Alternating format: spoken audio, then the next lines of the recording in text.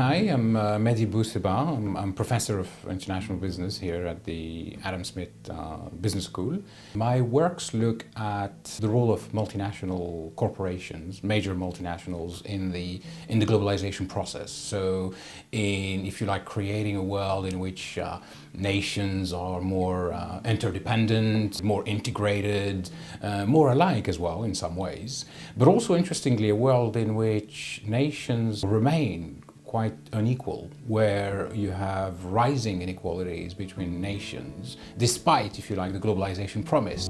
Whilst many countries around the world have achieved formal political kind of independence, the legacies of colonialism, the legacies of imperialism are everywhere to see, if you like. They're all around us.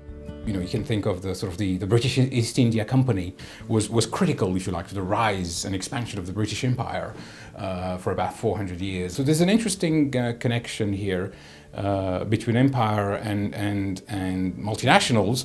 And even though we live in a post-colonial world, if you like, and so this is what I'm arguing, in a sense, is that we need to connect international business as a field of practice, multinationals, but also as a field of theory, as a body of research, to the wider context, the wider sort of social, geopolitical context of empire.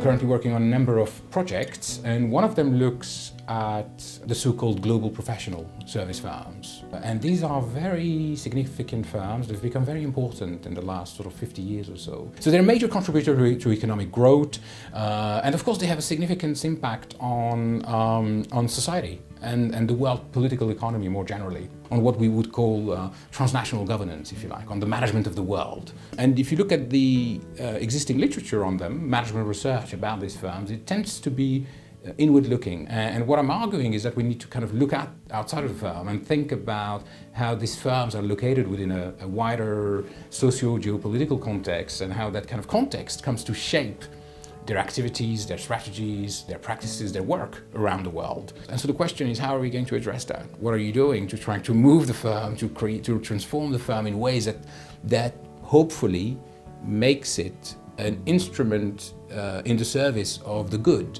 and the good of the world, not just the good of 2, 3, 4 nations, but the good of the world.